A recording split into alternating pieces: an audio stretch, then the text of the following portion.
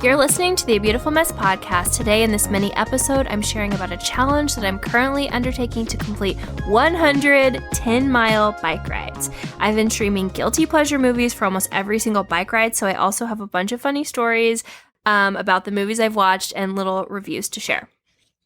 All right. So how did you come up with the idea, that you wanted to do 100 10-mile bike rides? Like, why? It's kind of random. It is. It's so random. Okay, let me show you my chart first of all. I'll put a picture of this. So I made a chart and it just says 100 10-mile rides on the top, and then it has 100 little squares. And then every time I ride one, I use my kid's dot marker to dot that square out.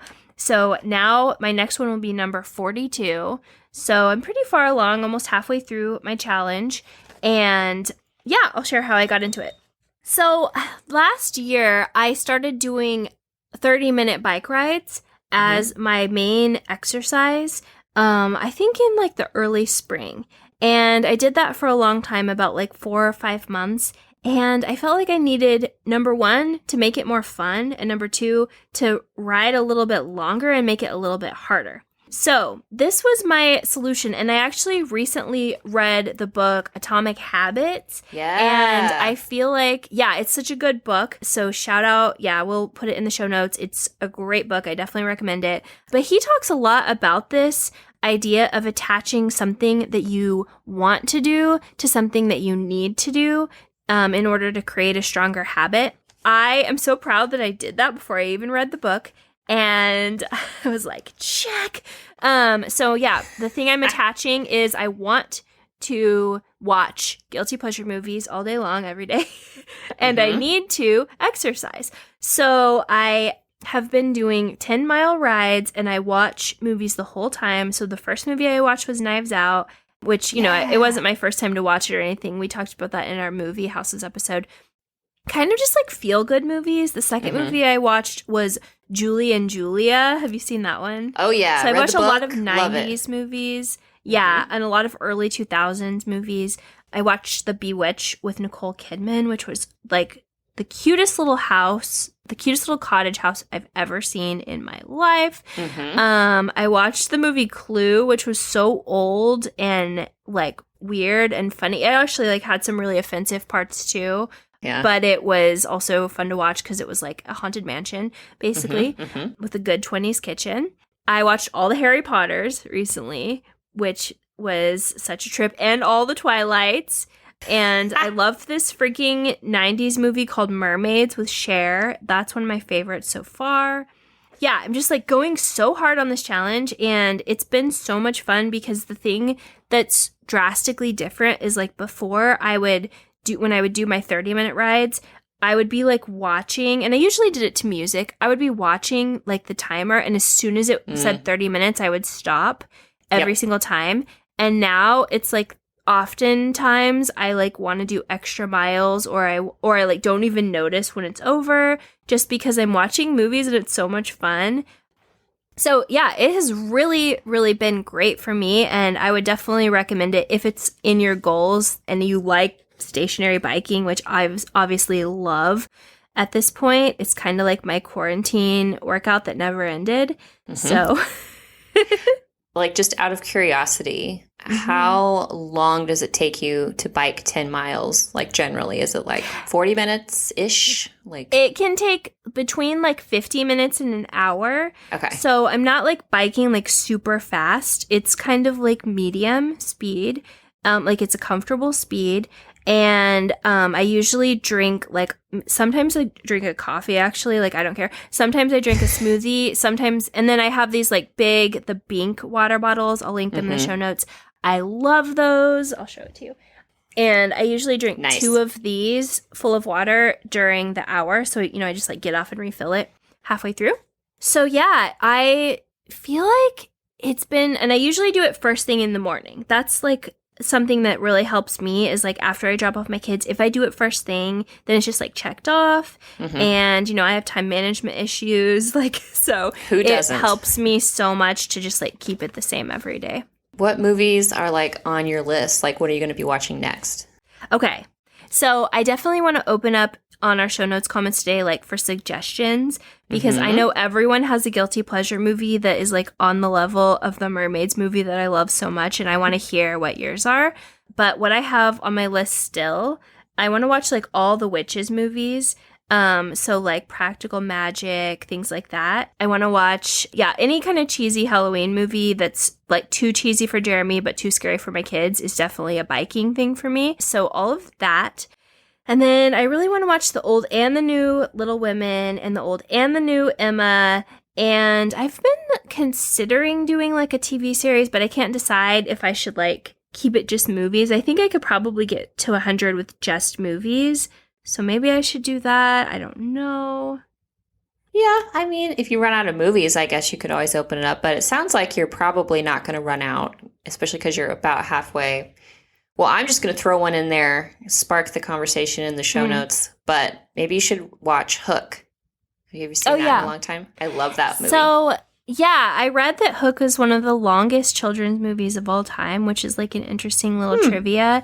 I have not seen it in probably like 10 years or maybe a little less. So I would love to watch that one. And yeah, maybe I should do like a little bit of a Robin Williams week. That would be fun. That would be fun. Yeah. Yeah. I have to watch Mrs. Doubtfire too if I watch anything Robin Williams, because it's like our like movie of our childhood so strongly. Yes, that, and I always think of Sister Act and Sister Act 2. I watched those a ton as a kid. So yeah. And I have also been listening, like I just finished Atomic Habits. I was listening to it in my Audible, and I loved it so much. I love the idea of coupling something you need to do with something you enjoy, or having some kind of reward tied to an activity, tied to a habit. What were the other things? Oh, like he had a whole thing about like putting a habit like alongside so that you don't forget, like putting your vitamins by your toothbrush. Yeah, habit stacking. And I was like, oh, that's just like smart and a good hack. Because it's easy to just forget things. You're not really even being lazy. You just forget. So anyway, that was an awesome book. And it sounds like it's been a positive thing in your life too, with the biking and stuff. Yes, for sure. I love that book. I felt like it was really cool because it made me realize how much like every little thing adds up over time. Like I think that's kind of the point of the book. And, you know, a lot of times, like, especially in my like busy mom zone of life, it's just easy for me to be like, whatever, like, I don't care about so many things right now. Like, you know, you have to very selectively pick what you care about. So yeah, it made me feel encouraged that like if I wanted to make changes over time, like little things are good enough to make those changes. I think that's always an encouraging message, especially, you know, when it's like I'm kind of like a person who's given to extremes. So it doesn't always have to be extreme. Yeah. But yeah. No, yeah, I agree. But yeah, I love the bike movies thing. And like we just made a home gym next door to my office. So the room, like the hidden room that's right next to my office is now a gym. And everyone is like, oh, you're going to put your bike in there. And I'm like, honestly, I don't think so because I want to keep it by my TV. And I want to keep watching movies for right now. And maybe like eventually, I mean, obviously like it would fit better in that room. But like having it next to a TV is the greatest thing ever. Well, I love Knives Out. That's like on my autumn bucket list to rewatch it this season. All right, let's take a quick pause for a sponsor break. Even though pumpkin spice latte season has begun, I am still spending plenty of time outside, mostly on my back porch. When you think about your outdoor space, do you think of Spoonflower? If not, you should. Spoonflower has recently launched a really great new product this year, their recycled canvas, which is the perfect addition to your outdoor balcony, screened-in porch, or really any outdoor space. One really cool feature of the canvas is that each yard of this performance fabric is made from 10 recycled bottles. Spoonflower is our go-to source for fabric and wallpaper. I worked with their independent designers on my nursery and absolutely loved the results, so knowing they have an option to create outdoor decor is really exciting. If you aren't familiar, Spoonflower is the world's largest digital marketplace for custom fabric, wallpaper, and home decor. The Spoonflower Marketplace is where you can connect with thousands of independent artists so you can find the perfect design for your next project.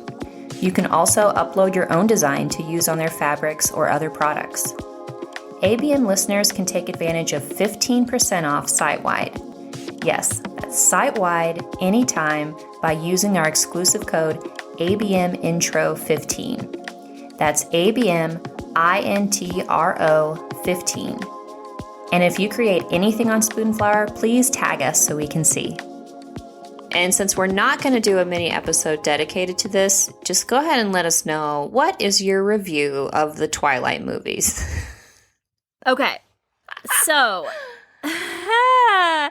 first of all, I loved the Twilight movies, and I love Robert Pattinson is definitely in my like beautiful man list. Like I love him. I love him as an actor, and I love Kristen Stewart. So yeah, I have no issues with the acting whatsoever. And the movies obviously like are really funny. In the time they were coming out, I never watched them except for, I think I don't know if it's like the fifth one or the fourth one. One of our close friends had a song in the movie. And so it was like a really big just like thing in our lives, like a live memory at the time. Is just that our friend had the song. So I saw that one at the theater because we were sort of like celebrating for him, but I didn't actually like see the beginning or end of the series. All right, my review. Okay. So my review is basically like the style of them, I actually would say is hilarious and does hold up because it's so severe that it's kind of cool now that it's like aged better than better than it was at the time when it came out. So I liked the style of them. I liked the effects were crazy, especially like the baby, the CGI baby was like something to behold. I said I love the actors. Like, I liked the story, but, like, I did think that my review of it in one word was it's very Mormon-y. And it is. It is very, like, prude is the word. Like, it's just very, like, old-fashioned. So if you are okay with that, or if you prefer that, this is the series for you. Like, the edginess is, like, kind of not there. So, and I'm not really edgy used part to that. Is that there's vampires and werewolves in it. That's the edgy part, not the edgy sex part. Is like for 7th graders. And but anyway, I would give Twilight an 11 out of 10. Nice. And I would definitely watch it again in the future. Probably wait like 5 years though. And yeah, like obviously I wish it was more sexy. Like I think everyone wishes that, but like it was still freaking fun to watch. So I understand now why people are like so weird about it. Yeah, I love it. I love Twilight. I read all the books, love the books. But yeah, it is definitely kind of old fashioned and definitely like very campy in its own way. I mean, it's about vampires and werewolves and there's a love triangle and but I love it. And that's pretty much how I'd sum it up too. It's not really a love triangle though. Like I thought there could have been way more of a love triangle. I think it is more in the books because it's just like longer in the books because there's more space, you know, like so. Keely is really into Twilight and she told me that in the books, the vampire house is completely different than the movie. I read them as they were coming out, so I won't lie. I don't totally remember. I don't feel like I was as into houses at that time, so I don't know. Okay, well, if you're into the house porn, I will say that the Twilight Mansion itself, for me, didn't age as well. It's kind of like the house you think is like your ultimate mansion when you're like 25, or at least it was for me, and it's not anymore. But the cottage that they make, like where they live briefly, and honestly, the honeymoon beach house, those ones were 10 out of 10. Okay, good to know. Good to know. Did I make that the longest review ever? I think that this episode is half Twilight. Okay, that's cool with me. Okay, I would love to hear your reviews. Please do not skip any guilty pleasures for us. Send us, your suggestions, in the show notes today at abeautifulmess.com/podcast. All right, see you next week.